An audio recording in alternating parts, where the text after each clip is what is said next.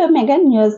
జనవరి 31న సాయంత్రం 4 గంటలకు సీఎం రేవంత్ రెడ్డి షాద్నగర్ నియోజకవర్గం ఫరూక్ నగర్ మండలంలోని మొగలగిద్ద గ్రామానికి పర్యటన ఖరారు. మీడియా సమావేశాల ఎమ్మెల్యే వేర్లపల్లి శంకర్.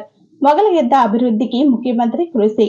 సుమారు 10,000 మందితో మొగలగిద్ద ప్రభుత్వ పాఠశాల 150వ వార్షికోత్సవం. కాంగ్రెస్ సర్కార్లో విద్య, వైద్యం, నిరుద్యోగ ఉపాధిపై దృష్టి.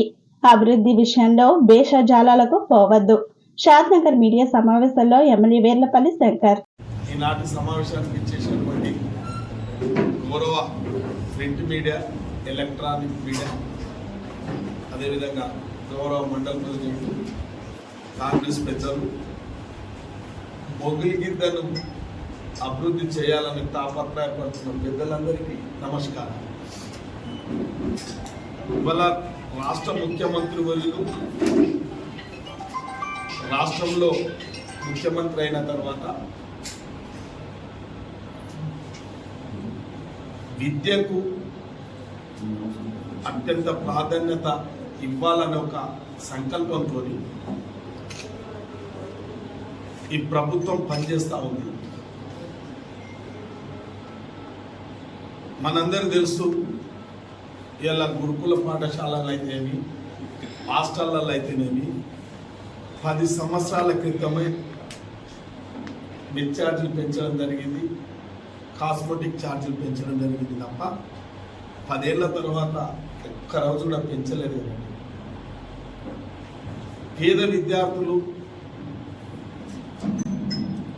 పౌష్టికాహారం తినాలి, నాణ్యతమైన ఆహారం పెట్టాలి అని చెప్పి ఈ ప్రభుత్వం కనివినియర్గని రీతిలో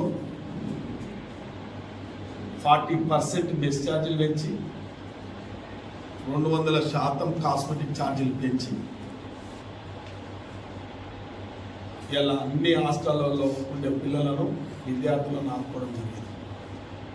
చాలా బ్రహ్మాండంగా ఆ కార్యక్రమం తీసుకోవడం వల్ల విద్యార్థులు కూడా చాలా సంతోషంగా, టీచర్లు కూడా చాలా సంతోషంగా ఉన్నారు. అదేవిధంగా విద్యను మొత్తం విద్వాంసం చేసి పాఠశాలల అరకొర గదులు, అరకొర సిబ్బంది, అరకొర టాయిలెట్స్, ఇవన్నీ ఎన్నో ఇబ్బందులు ఉన్నాయి. కొత్త డిఎస్సి తెచ్చి ప్రతి స్కూల్ సిబ్బందిని నియమించడం జరిగింది. ఆ టీచర్ల కొరత, సిబ్బంది కొరత తీరింది. రెండవది, ఇవాళ పాఠశాలలో మౌలిక వసతులు కల్పించాలి కాబట్టి మొన్న వారం రోజుల కిందట రాష్ట్ర ముఖ్యమంత్రి వర్యులను మొగలిగిద్ద గ్రామ వాసి అయిన పెద్దలు, మేధావి, విద్యావేత్త హరగోపాల్ గారు వారి గ్రామ విద్యాభివృద్ధి గురించి వారు స్వయంగా కలిస్తే రాష్ట్ర ముఖ్యమంత్రి వర్యులు స్పందించి, అయ్యో ఈ శేష జీవితంలో ఇంత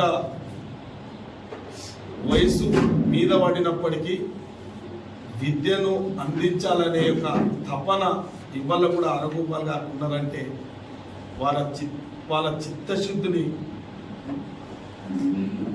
కనుక్కొని నేను తప్పకుండా విద్య గురించి అంటే విద్యాభివృద్ధి గురించి అంటే తప్పకుండా వస్తా అని చెప్పడం జరిగింది. కాబట్టి స్వాతంత్రం రాకముందు బ్రిటిష్ పాలన ఉన్నప్పుడే మనందరూ తెలుసు మొగలిగిద్ద పాఠశాల ఉంది ఈ తెలంగాణ రాష్ట్రంలో. ఈ తెలంగాణ రాష్ట్రంలో మొట్టమొదటి హై స్కూల్ మొగలిగిద్ద స్కూల్. దాంట్లో చదివిన వాళ్ళు ఎంతోమంది ప్రయోజకులైన ఈ రాష్ట్రానికి సేవ కూడా చేశారు. ఉదాహరణకు బూర్గుల రామకృష్ణారావు, సత్యనారాయణ రెడ్డి గారు గవర్నర్గా, హరగోపాల్ సార్ ఒక విద్యావేత్తగా, ఒక లెక్చరర్గా, ఒక యూనివర్సిటీ ప్రొఫెసర్గా, పౌరాత్ల ఈ రాష్ట్రంలో పౌరాత్ల పండగ ఎంతోమంది ఉద్యోగస్తులు వచ్చారు. చార్టర్ అకౌంట్లు వచ్చు, ఇంజనీర్లు వచ్చు, ఎలక్ట్రిసిటీ ఎస్సీలు అయ్యారు, ఉపాధ్యాయులు లేదు, ఎస్ఐ లేదు. అంటే ఎంతోమందికి జీవితాన్ని ఇచ్చిన పాఠశాలను గత ప్రభుత్వం పట్టించుకోలేదు. ఇది వాస్తవం. పట్టించుకోలేదు కాబట్టి నా దృష్టి కూడా వచ్చిన పోయిన జూన్లో పాఠశాల పునర్ప్రారంభం చేస్తున్నప్పుడు నేనే కలెక్టర్ను స్వయంగా తీసుకొని పోవడం జరిగింది ఆ స్కూల్కు. అక్కడ సిబ్బంది, విద్యార్థులు కూడా, నేను కూడా కొత్తగా అయిన ఎమ్మెల్యే అయినప్పుడు కాబట్టి వారి యొక్క ఆ పాఠశాల యొక్క ఇబ్బందులు, ఆ పాఠశాల సిబ్బంది ఇబ్బందులు వర్ణాతీతం, చెప్పడానికి వీల్లేనంత ఇబ్బందులు ఉన్నాయి. నాకు తోచిన సాయం కొద్దిగా మెల్లమెల్లగా ఒక కాంపౌండ్ వాల్ కూడా కట్టియడం జరిగింది. ఒక టాయిలెట్స్, ఒక డార్మెటిక్ హాలు నాకు తోచింది, ఒక ఫిల్టరు అక్కడ చిన్నగా, అంటే నా స్థాయి చిన్నది ఎమ్మెల్యే అంటే ఒక మూగిదనే కాకుండా అన్ని స్కూళ్ళల్లో అక్కడక్కడ విద్య మీద కాన్సన్ట్రేషన్ చేసి, పత్రిక సోదరులకు కూడా అందరికి తెలిసే విషయం, ఎక్కడ పత్రికలు కొన్ని రాసిన కూడా చాలా సంతోషపడుతున్నాయి. ఈ సమస్య ఉందంటే పత్రిక సోదరులు రాసింది తప్పుగా, రాజకీయ నాయకులు మేలుకొల్పడం, ప్రభుత్వాలను మేలుకొల్పడం, అది నేను చాలా సంతోషంగా స్వీకరిస్తాను. కాబట్టి జిల్లా పరిషత్ హై స్కూల్ కొందూరు, జిల్లా పరిషత్ బాలికల పాఠశాల అరకనగర్, కుంట్లబడి, అంటే ఎడ్యుకేషన్ మీద, ఇవన్నిటి మీద. ఇంకొకటి కాలేజ్, మీకు తెలుసు డిగ్రీ కాలేజ్ ఆ శ్మశాన వాటికల దగ్గర పెట్టి, అది నిజంగా కూడా చెప్పాలంటే మరి పిల్లలు చదువుకోద్దా అది కూడా ఎంతో లోపభీష్టకరంగా ఉండి, అది ఒక లెవెల్ ఎస్టిమేట్ చక్కగా చేయక, అది ఆ డిగ్రీ కాలేజీని లోతట్టు ప్రాంతంలో పెట్టి వీరు కూడా వచ్చారు.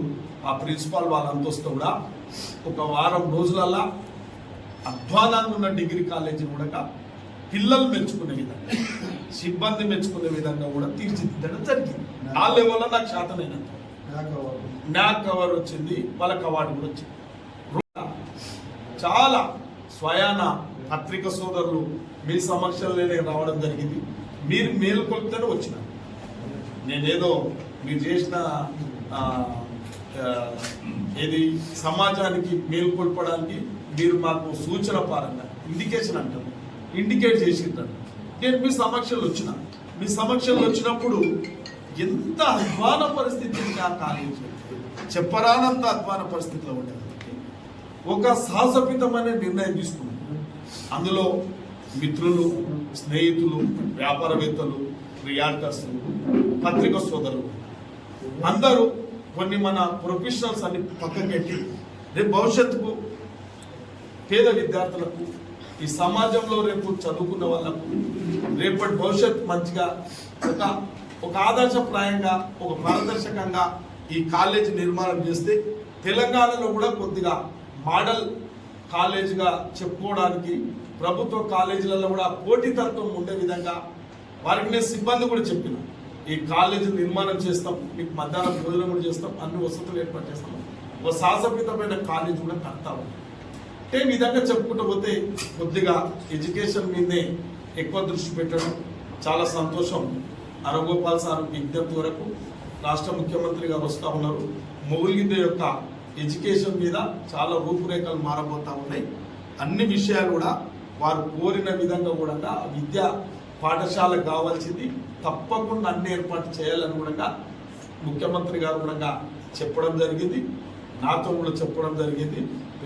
మా గ్రామంలో మంచి హరగోపాల్ సారు సమాజానికి ఉపయోగపడ్డాడు, వాళ్ళ గ్రామానికి మనం పోదాం, తప్పకుండా పోయి ఆ స్కూల్స్కు కావాల్సిన వసతులు, విద్యార్థులకు ఏం కోరితే అది, గ్రామస్తులు ఏం కోరితే అది ఇవ్వడానికి సిద్ధంగా ఉందామని చెప్పడం వల్ల రేపు 31 4 గంటలకు వారు రావడం జరుగుతూ ఉంది. కాబట్టి చాలా సంతోషంగా ఉంది. వారు విద్యకు అంత ప్రాధాన్యత ఇస్తున్నారు కాబట్టి వారికి స్వాగతం, సుస్వాగతం. అదేవిధంగా రాబోయే కాలంలో నేను కూడా ఎక్కువ విద్య మీదనే శ్రద్ధ వహిస్తాం, సెకండ్ వైద్యం మీద వహిస్తాం, మూడవది నిరుద్యోగుల మీద తప్పకుండా కాన్సన్ట్రేషన్ చేస్తాం. దేవుడు ఇచ్చిన కాడికి మనలో కూడా అండర్ కమిటీ చైర్మన్ చేసిండ్రు, ప్రభుత్వ రంగ సంస్థలకు చైర్మన్ చేసిండ్రు. అదొక అవకాశం ఉంది నాకు. అంటే ఈ కాన్సెన్స్ అభివృద్ధి మీద ఎక్కువ పడ్డాం కాబట్టి కొద్దిగా టైం దొరకలేదు. తప్పకుండా కూడా నిరుద్యోగులకు కూడా కొద్దిగా ఉద్యోగ అవకాశాలు కల్పించడానికి నెక్స్ట్ అదొక విషయం స్టార్ట్ చేస్తాం. ఆల్రెడీ మైక్రోసాఫ్ట్లతో ట్రైనింగ్ కూడా ఇస్తున్నాం. కొద్దిగా ఫలితాలు కూడా వస్తూ ఉన్నాయి కాబట్టి స్కిల్ ట్రైనింగ్ ఇవ్వడం కూడా జరుగుతూ ఉంటుంది. అవసరం అనుకుంటే ఇంకా ప్రత్యామ్నాయ ఏర్పాట్లు చేస్తాం. తప్పకుండా మీ అందరి సహకారంతో, ప్రతిపక్షాల సహకారంతో, అందరి సహకారంతో దేశరాజులకు పోయేది ఏం లేదు. అభివృద్ధి చేద్దాం, సంక్షేమంగా చేద్దాం. ఏదో రాజకీయాలలో ఏదో ఆషామాషిగా ఏదో పదవులు, అది నామమాత్రం పదవి కాకుండా ప్రజలకు ఉపయోగపడే విధంగా బాధ్యతను మర్చకుండా బాధ్యతను సక్రమంగా నిర్వర్తించడానికి ఏదో రబ్బర్ స్టాంప్ లాగా కాకుండా తప్పకుండా ప్రజలకు ఉపయోగపడే పని చేస్తూ ఉంటాం. పెద్దలు మరి మూలిగిత గ్రామస్తులు కూడా నాకు వారికి ధన్యవాదాలు, శుభాకాంక్షలు చెప్తాం. వాళ్ళ కృషి కూడా చాలా ఆమోదీయం. ఎందుకంటే 150 సంవత్సరాలు అయింది. ఇంతకుముందు 125 సంవత్సరాలు అయినప్పుడు చంద్రబాబు నాయుడు ముఖ్యమంత్రి ఉన్నప్పుడు అరగోపాల్ సార్ చేసిన ప్రయత్నానికి మండల హెడ్ క్వార్టర్ కూడా ఖాళీ చేయరు. కానీ ఆ రోజు ఆయన యొక్క గౌరవాన్ని ప్రమాణంగా పెట్టి అక్కడ కాలేజ్ తేవడం జరిగింది. ఇవాళ కూడా ఈ 150 సంవత్సరాల వారోత్సవాలకు వారు వస్తున్నందుకు అందరి తరఫున గ్రామస్తులకు ప్రతి ఒక్కరికి నాకు ధన్యవాదాలు, శుభాకాంక్షలు తెలియడం జరుగుతుంది.